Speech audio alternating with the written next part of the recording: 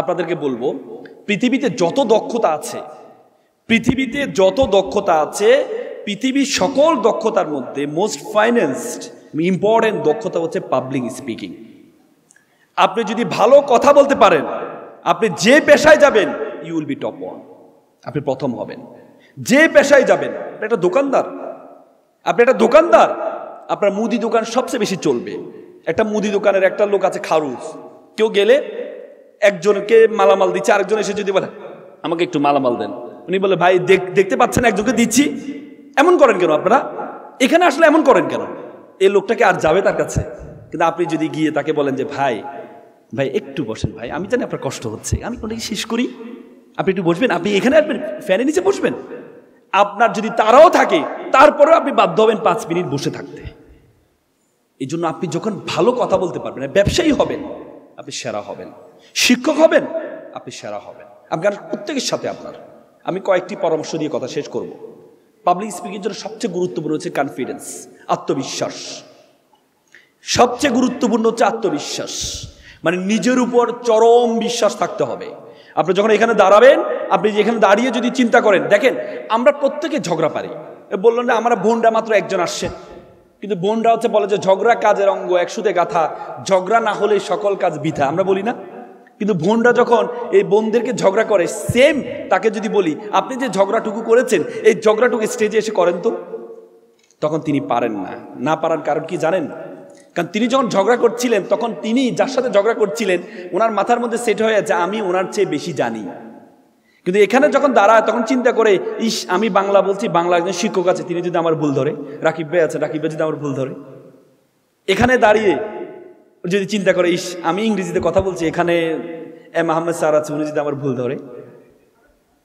আপনি এখানে দাঁড়িয়ে যদি আপনি আরবি কথা বলার সময় আপনি ভাবেন এখানে রিপন ভাই আছে, উনি যদি আমার ভুল ধরে, বিশ্বাস করেন আপনি এখানে কথা বলতে পারবেন না।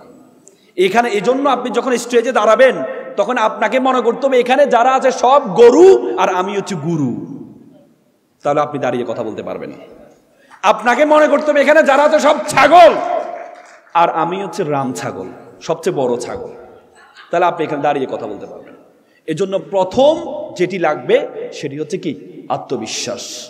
দ্বিতীয় হচ্ছে আপনার যেটি লাগবে logical, have to be a logical information.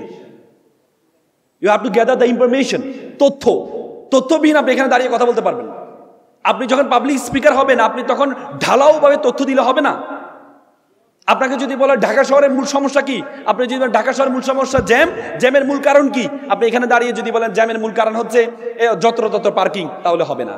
আপনি এখানে দাঁড়িয়ে বলতে হবে, ইনফরমেশন দিতে হবে যে আপনি জানেন একটা শহরের আদর্শ শহর হওয়ার জন্য রাস্তা প্রয়োজন হচ্ছে 25%, কিন্তু আমাদের শহরে তার আয়তনের মাত্র 7% রাস্তা আছে। যতক্ষণ পর্যন্ত 25% না হবে, ততক্ষণ পর্যন্ত ঢাকা শহরের জ্যাম যাবে না। এটি হচ্ছে পাবলিক স্পিকার। আপনাকে তথ্য দিতে হবে।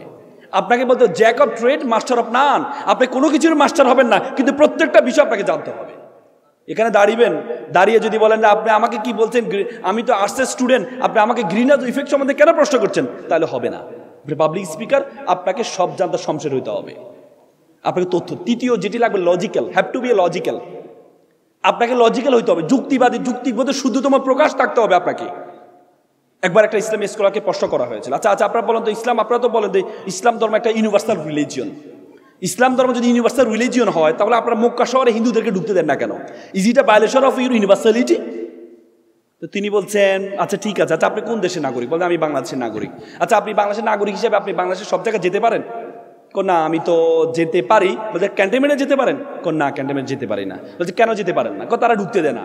তাহলে আপনি তাদের বিরুদ্ধে মামলা করেন, you can suit against him, যে আপনাকে কেন ঢুকতে দেয় না? কারণ you are citizen of Bangladesh, you have right to enter and exit every place of Bangladesh. তাহলে আপনি কেন ঢুকতে দেন? তারা আপনাকে ঢুকতে দিচ্ছে না। তখন বলছে না এটা করা যাবে না। তখন তিনি বললেন ক্যান্টনমেন্টে তারাই ঢুকতে পারবে, তারা দেশের জন্য জীবন দিতে পারবে। মুসলমানদের জন্য একটি ক্যান্টনমেন্ট হচ্ছে মক্কা শহর, মক্কা শহরে তারাই ঢুকতে পারবে যারা ইসলামের জন্য জীবন দিতে পারবে। It's a principal of logic, it is ethics of logic. একটা নাস্তিক প্রশ্ন করেছে, আচ্ছা আপনি আমাকে দুটি প্রশ্ন উত্তর দিতে পারলে আমি আপনার ইসলাম মেনে নিব। আমি যেটা দেখি না সেটা বিশ্বাস করি না, আমাকে দেখাইতে হবে, তাহলে আমি বিশ্বাস করবো, আল্লাহকে বিশ্বাস করব। দ্বিতীয় হচ্ছে আপনারা বলেন শয়তান আগুনের তৈরি, তো শয়তানকে নাকি জাহান্নামে আগুনে জ্বালাবেন, তো আগুনের তৈরি শয়তানকে আগুনে জ্বালালে তো সে তো শক্তিশালী হবে, তাকে কেন আপনারা আবার আগুনে জ্বালাবেন? তখন তিনি কি করলেন, তাকে ইট দিয়ে একটা বাড়ি দিলেন। এই তো নিচে দেখলো, এই তো আপনাদের মুসলমানদের সমস্যা, আপনারা না পারলে হয়তো ইট দিয়ে বাড়ি দেন, আর না হলে বোমা মারেন। বলছে আপনি কি ব্যথা পেয়েছেন? অবশ্যই ব্যথা পেয়েছে। কোথায় পেয়েছেন? এখানে পেয়েছি। দেখান তো ব্যথাটা। ব্যথাকে দেখানো যায়? ব্যথাকে অনুভব করা যায়। তো তিনি বলেন একটু আগে আপনি বললেন যেটা দেখেন না সেটা বিশ্বাস করেন না, আপনি এটা কিভাবে করলেন? বলছে আপনি আসলে ব্যথা পেয়েছেন? অবশ্যই ব্যথা পেয়েছি। ইটটা কিসের তৈরি? মাটির তৈরি। আপনি কিসের তৈরি? মাটির তৈরি। আরে ভাই মাটি দিয়ে মাটিকে মারলাম, মাটি তো শক্তিশালী হওয়ার কথা, আপনি ব্যথা পাবেন কেন? আপনি ব্যথা পাবেন কেন? It's logic, it's the principal of logic, it's ethics of logic. আপনি লজিক্যাল হইতে হবে। চতুর্থ যে ইম্পর্টেন্ট সেটি হচ্ছে আপনাকে আই কন্ট্যাক্ট থাকতে হয়। It's very important, eye contact. এখানে যখন দাঁড়াবেন, আপনি যদি উপরের দিকে তাকিয়ে কথা বলেন, একবার মনে আছে নটরডেমে একটা জাজমেন্ট করছিলাম, একটা ছেলে উপরের দিকে তাকিয়ে এমনভাবে বক্তব্য দিল, আমরা সকলে তাকে মার্কস বেশি দিলাম। আমরা বাকি প্রতিবন্ধী ছেলে এত সুন্দর করে বক্তব্য দিল। এরপরে বিপরীত পক্ষে এসে আপনারা কিভাবে তাকে দিলেন, তার তো আই কন্ট্যাক্ট ছিল না।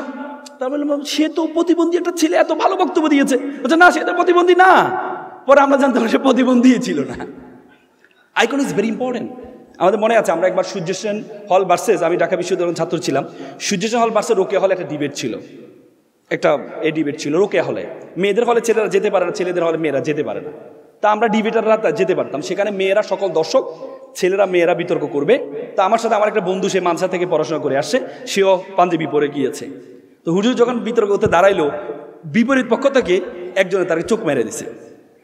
চোখ মারা দিয়েছে, সে এমন জ্বালাময়ী ভাষণ দিল, সবাই তো অবাক, কিরে আমরা তো অবাক, এত ভালো ভাষণ সে কিভাবে দিল।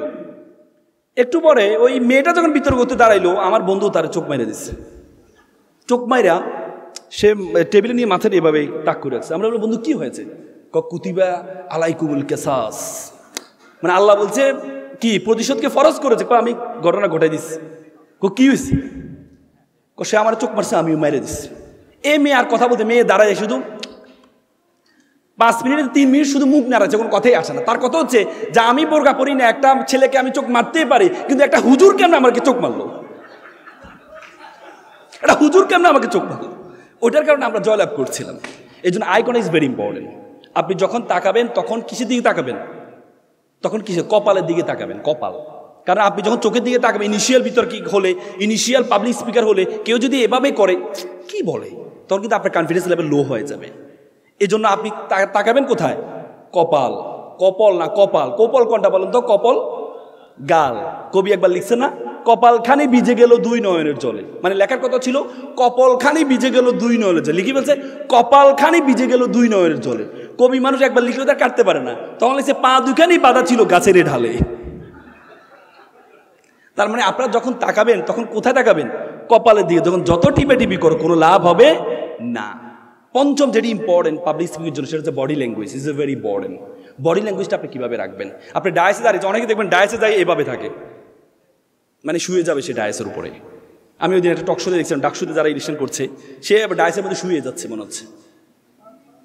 তার মানে আপনারা যখন ডায়াসে দাঁড়াবেন তখন হাতটা কোথায় রাখবেন? আবার অনেকে দেখবেন যখন ডায়াস থাকে না, হাতটা নিয়ে বিপদে পড়ছে, হাতটা কোথায় রাখবো? ইস আল্লাহ যদি হাতের মধ্যে স্ক্রু সিস্টেম করে দিত, তাহলে হাতটা খুলে পকেটের মধ্যে রেখে দিতাম। মানে হাতটা নিয়ে বিপদে পড়ে যায়। এইভাবে কি যে করে আল্লাহ না। যখন ডায়াসে দাঁড়াবেন তখন এইভাবে দাঁড়াবেন, একবারে আপনার বডিটা সোজা থাকতে হবে। আর যেখানে দাঁড়াবেন তখন এক হাতে আপনার থাকবে। আবার আপনার সেইভাবে এভাবে দেখাবেন না। আমাদের কিছু হুজুর আছে দেখুন, ওয়াজ করার সময় আমি আল্লাহকে এত বেশি ভালোবাসি বলে সব মাইকটা ঘুরে নিয়ে চলে যায়। এটাকে বডি ল্যাঙ্গুয়েজ মানে। বডি ল্যাঙ্গুয়েজটা হচ্ছে আপনার শব্দ চয়ন হবে আপনার অবস্থার আলোকে। কারণ আমরা যখন পড়ি, আমরা যখন করি, তখন দন্তস্ব নিচে যখন ব হয় এটাকে শাসাঘাত করতে হয়। যেমন আপনি স্বপ্ন দেখেছি, আমরা স্বাধীন জাতি। আপনি যদি আমার মাথার উপর একটা বজ্রও পড়েছে, আপনাকে বজ্রও দেখাইতে হবে না। আপনি যদি বজ্রও পড়েছে তাহলে দেখাইতে হবে। এই জন্য আপনাকে কথার ভঙ্গিমাটা থাকতে হবে। সেটা সর্বশেষ গুরুত্বপূর্ণ যেটি হচ্ছে ভোকাল, কণ্ঠস্বর। কোনটা কোন ঢঙ্গে বলে, ইটস এ ভেরি ইম্পর্টেন্ট। কোনটা কোন ঢঙ্গে। আপনি সবসময় দেখবেন, বিটিভি দেখেছেন তো না? বিটিভি দেখেছেন? বিটিভিতে দেখবেন যে যখন আনন্দের খবর, আপনারা জানেন কিছুক্ষণ আগে বাংলাদেশ নেদারল্যান্ডকে 10 উইকেটে হারিয়ে জয়লাভ করেছে। আমরা খুবই আনন্দিত, মনে হচ্ছে যেন তাই কান্না করছে, মনে হচ্ছে নেদারল্যান্ড তার বাপ হেরে গেছে। আবার দেখবেন আনন্দের খবর, শোকের খবর সব একই স্টাইলে। আবার দেখবেন কিছু রেডিও আছে, ডিজুইস মার্কের রেডিও। হ্যাঁ, কিছুক্ষণ আগে আপনারা জানেন আমাদের মাননীয় প্রধান উপদেষ্টা মারা গেছে, আমরা খুবই শোকাহত। হায় আল্লাহ, কি বলে, মানে মনে হচ্ছে যেন সে খুব আনন্দিত। না, যেটা যে ঢঙ্গের সেটাকে সে ঢঙ্গে বলতে হবে। আপনি যখন বলবীর বলবেন, বলবীরের ঢঙ্গে বলতে হবে। যদি বলবীরের ক্ষেত্রে যদি আপনি বলেন বলবীর বল উন্নত মম শির শিরুনিহারি আমারই নত শিরই শিকর হিমাদের, মনে হচ্ছে যেন বিদ্রোহী কবিতাটাকে আপনি কি শেষ করে দিলেন একবারে। আবার নিজ স্বপ্ন আজি এ প্রভাতে রবির কর, কেমনই পুষিল প্রাণের পর, কেমনই পুষিল প্রাণের আর প্রভাত পাখির গান। না রে ভাই, আপনাকে বলবীর বল উন্নত মম শির শিরোনিহারি আমারই নত শিরই শিকর হিমাদের।